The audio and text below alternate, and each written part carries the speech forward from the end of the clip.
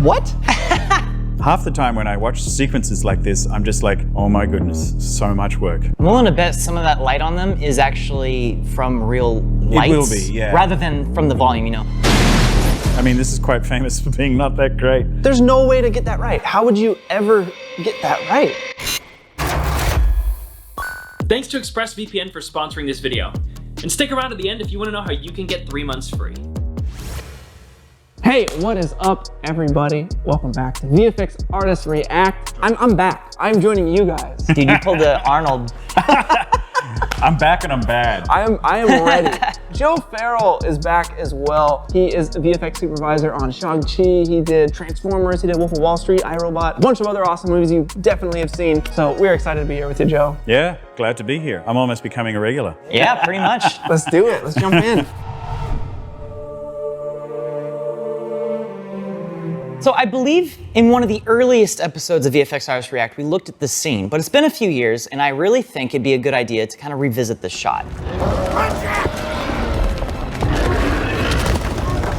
Here's a sequence that, by all intents and purposes, is incredible, and yet I feel like most people seeing this don't have that sort of impression. I mean, there's some beautiful work in here. Astonishing. Yeah, absolutely. Half the time when I watch sequences like this, I'm just like, oh my goodness, so much work. What I'm noticing through this whole sequence here is that the thing that is not working the most is the compositing. The renders of the dinosaurs, the renders of all of the foliage and leaves and stuff like that, even all the rocks, in my opinion, especially for 2005, looks pretty dang great. But the integration of the live action footage, there's that offness about it, like right there. It just looks like a classic James Bond rear projection type situation where that disconnect is very apparent.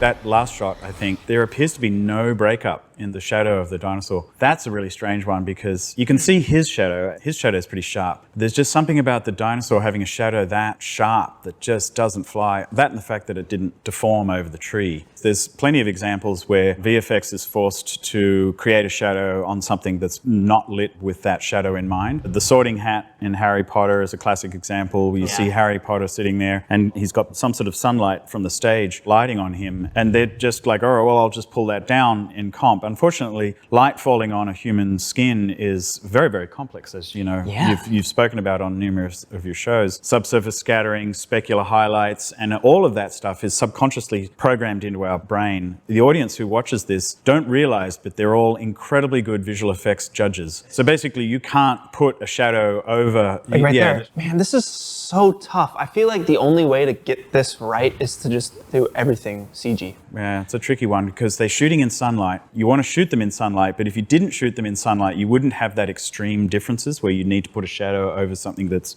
brightly lit. Like you'd be better off shooting in a slightly flat light and then maybe upping so you could put more sunlight into it. The biggest problem, and I was going to come and talk to you guys about it, is shooting an outdoor scene indoors. Most of the time, it's rare for you to be able to shoot outdoor scenes in a controlled environment because you just don't have control over the elements. But the problem is when you shoot a daylight, sunlit environment, you can only do so much with the sunlight in a stage. For instance, you can be on the biggest stage and you can put this massive light to represent the sun, but it's always not going to be parallel lines of sunlight. So the sunlight will hit the guy on the left and the lady on the right differently, and your eye is good enough to pick up on it. Yeah, it's like slightly different angles because it's a point source emanating outwards, and unless that point source is millions of miles away, there's going to be a little bit of angle variation. And like you're saying, it's like it's subtle, but your eyes pick up on it. To me, to do all that stuff right there where they're running underneath and there's just shifting shadows and a billion different variables coming off of every single little point, there's no way to get that right. How would you ever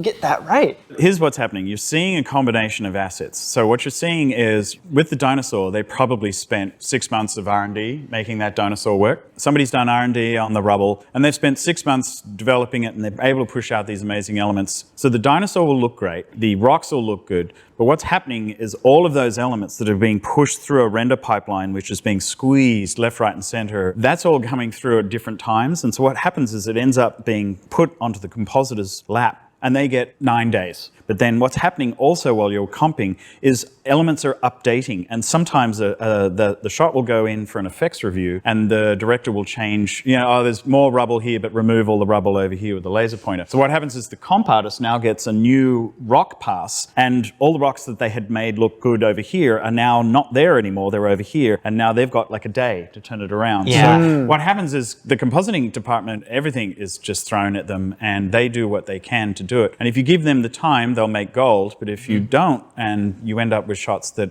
are just unfortunate.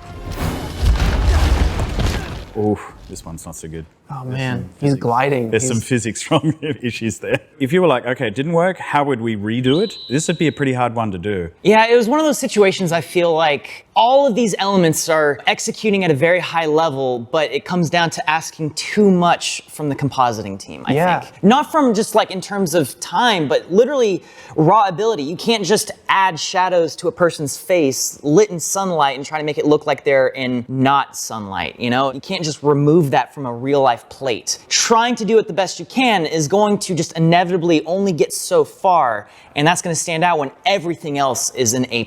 Like you're saying, there's so many variables involved with the actual production itself that it's like you get through it as best you can just to have something. Well, the other thing is to think about when they're working on a show like this, there's 2,500 shots, and I think pretty much all of this was done at Weta. Now imagine the size of the compositing team. So you might have 100, 150 compositors. And it's really to do with the skill set from the compositors. So you're going to have a range of skills from somebody who's just learning how to comp, from somebody who's like a veteran who's been doing it for 20 years. And so what happens is some of these shots, you look at them and you'll be like, oh, that looks pretty good. Yeah. And then you look at some other ones and they're like, oh, what happened? Well, what happened is they probably ran out of time and they had 350 shots to turn around in probably 2.5 weeks. Nobody starts out with the goal of making bad visual effects. It's circumstances that gets handed to you. And I think, unfortunately, visual effects has a bad rap because anytime people see it, they go, oh, that looks bad. But that's the problem, is because you saw it, you think therefore it's bad. I guarantee you, if you were to see some of the projects that I've worked on, if you saw what we actually are doing to it, it would boggle your mind. Like, we are successful like 80% of the time. All you see is the 20% which we struggled on for these reasons. It's kind of like taking a test and the only passing grade is an A. Yes, Yeah. that's exactly it. It's basically, if you looked at the ratio, if let's say you had 100 shots and 87 of them were, you didn't realize were there, that's a pretty good score in math. You know, if you're getting like 87, 90, people are like, wow, they're really good. But unfortunately, you see that 10% in visual effects and the audience is like, yeah, it's crap. Yeah.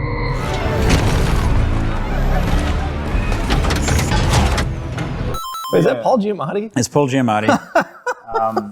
Classic floating head scenarios. Oh. It looks weird because I can't imagine how he would fit in there.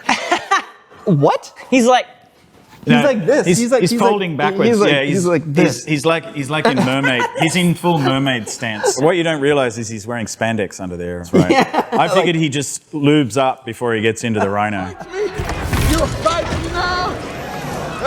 Again, it's a classic example of decisions happening afterwards. They're creating these shadows. I see it already. Because I know that they actually shot him in like this crazy physical buck on set, but now they have this whole contraption above his head, blocking the harsh sunlight. You probably read the script, you went, we'll shoot it like this. And then you see the concept design and you go, that design will work well. So we'll design a buck that will look like this, and then you shoot it like this, and it looks great. But there's probably something happening. There's like, well, it's not tough enough. We've screened it and it's like, we need to change the design for this, this, and this. And so the problem is you're now asking the compositor to make that head sit in a completely different thing. And maybe they changed the light. Maybe they shot it in an overcast scenario and then maybe they wanted it to be suddenly in sunlight. If you had a really good version of the digital version of Paul Giamatti's head, there's a chance that you could actually project his face onto the model and redo the shadows. But again, it'll boil down to the specular highlight on his head and the subsurface scattering that's happening on the shadow. I mean, I can see that they actually are trying. You can see the very bright specular highlight on the front of his forehead actually kind of dim down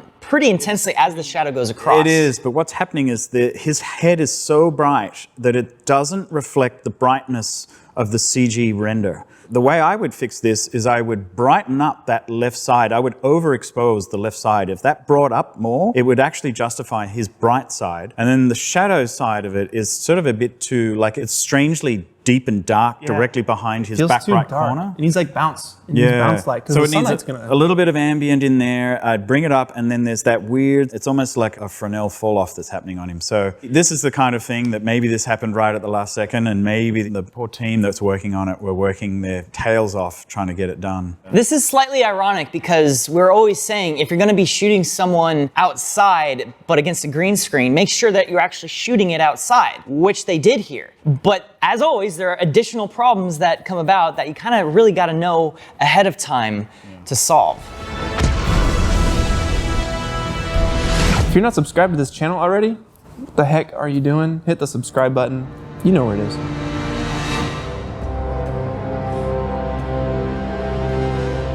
If you've got magic hour, what happens is that light only exists for like a 15-minute window in real absolutely. life, right? So if you were standing in a real city, you just can't shoot it. And so the best scenario for that is to shoot it onto a volume, and they do amazing things. I'm gonna find him and I'm gonna make him pay. You gonna help me? Help you? Yeah. She's getting beautiful lighting down here. The bat suit looks fantastic. I'm willing to bet some of that light on them is actually from real lights. will be, yeah. Rather than from the volume, you know. It People will. think that like, oh, you get the LEDs going up and it's gonna project light onto your subjects. And it's like, yes, but a lot less than you might realize. All the lighting that you're actually seeing on their edges there is probably from an actual light like these, just blasting them. What you're gaining out of here is reflections. The top of his shoulders are picking up the sky LED, and here he's quite reflective. Yes, it's a light source, but it's all about reflections on him. They would be very, very expensive if you needed to do those in post. You're like, oh, why is it not quite right? You know, this is an excellent scenario. And the reason it's good is because the environment that they're in, that volume that they're in, it's not significantly changing. So what happens is on a volume, you'll move the camera, you get this perspective change, and when all the pieces are lined up, you get a great subject, they're receiving the reflections, the background's changing, and then the next day you can change it out and you all come back to the same stage, all the logistics are all the same, but now you're in a different location. Very, very cool. The problem is, in order to create that asset that's running on the game engine that works in real time, required 3 months worth of a team of 20 people working on it. And people seem to forget that. And the problem is when you do create it, it needs to be right for camera on the day. And if you didn't make it right for the day, you can't change it because it's built in. So now what you've got is you've got let's say later on you realize you're like, oh, the building changed. Well, now you've burnt it in. You now need to roto them out. Yeah. You spent an enormous amount of money getting to that stage with the volume, and now you need to redo it. So the volume is basically all the work that you'd be doing after you shoot. In post, you're kind of taking a big chunk of that work and you're kind of doing it before you shoot. Yeah, so the cool thing is you get to do it in camera. So it works really well when you like shoot photography. Like we're definitely going to be in Gotham, we're definitely going to be a sunset, it's going to look like this. So you get this sort of like known entities. What happens is when you do moving things or the buildings or anything like that, you don't know what it's going to look like in the edit. So it sounds like a very specific use case scenario. I have mixed opinions about the volume, I'll tell you that. The volume is like VR. It's like they're building them all around the world. It's a really cool tool. It does certain things really well, but we're not going to spend our entire lives living in VR. It shouldn't be like this is a done and we're shooting on volumes from now on. I see. And as a consequence, you know, there's some things that it doesn't work for, and it looks worse than if you'd have shot it on a blue. So is the price of making a magic hour scene like this worth it? And in this case, yes, it is.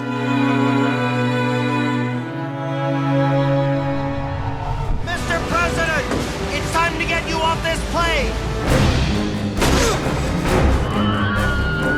That's got to be like a real miniature model. It's a real miniature model. It's all done with model work. Model work's brilliant. I love going back to that sort of style. I think people really appreciate it, and we're trying to do a lot of practical. There's a strange suspension of disbelief that happens. It's like I'm willing to accept the fact that that's real and I'm invested in the story, but I know that is fake and made by people that are on set. I think there's more like weight to it.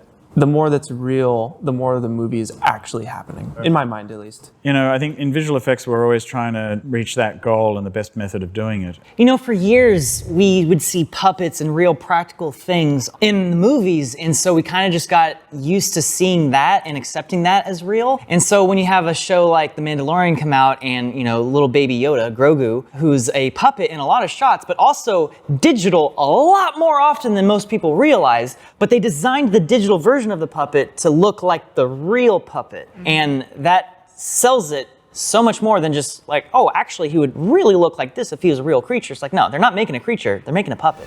We have to pull up. there's definitely a real sequence because at one point this happens, and that's a real dude in real air with a real plane, right? That, goodness knows.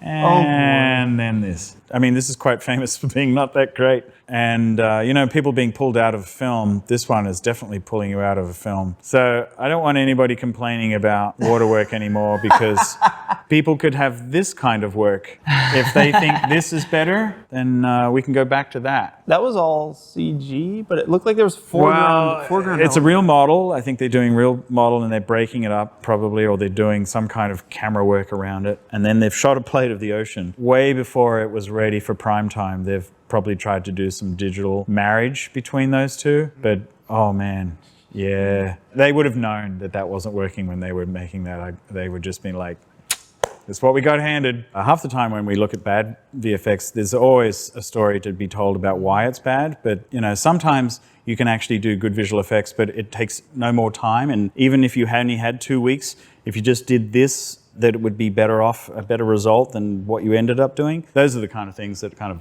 you know, I try and avoid. Some effects are completely irrelevant to time. Yes. Guys, I regret to inform you that my list of things to look at is starting to run dry. I need your help. What are some things that we should look at? Leave a comment down below. I'll check them out because I need them. Hey guys, I did a bad VFX shot, so they sentenced me to the hole for 3 days.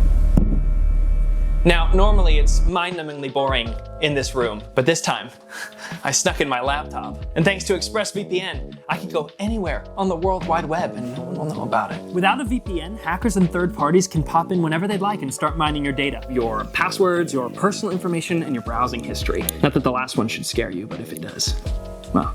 Not to mention, without a VPN, you're limiting the amount of content you have access to. Like, did you know that in England, they have different shows on Netflix than the US, than Canada, than India? There's different shows out there that you're probably not even aware of. Like, there could be another RRR just waiting to be seen by those OHOs, and you don't even know. Like the sad kid who's stuck eating a wet old tuna fish sandwich while all the other kids have Lunchables and fruit by the foot. Well, with a VPN, you get to choose the food you want from the lunch pail of every kid in the world. In the same way I have access to this contraband pile of chips.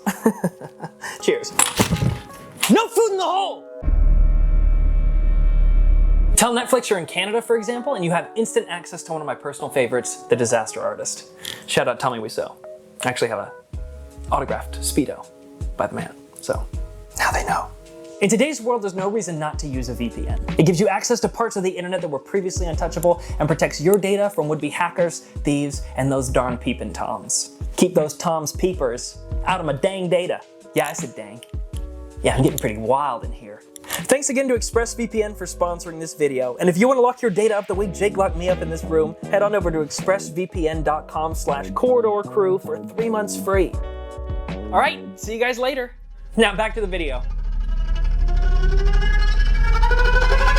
I feel like I learned a lot today because you've got all of the experience from what it actually means to create this stuff. And so thank you so much for providing a lot of that context to show us how hard it really is to make movies. Thank you so much for coming on the show. Thank you for having me, Wren. It was awesome. I really enjoyed talking with you guys. Same. And of course, thanks to you for watching. We really appreciate it. We'll see you next Saturday.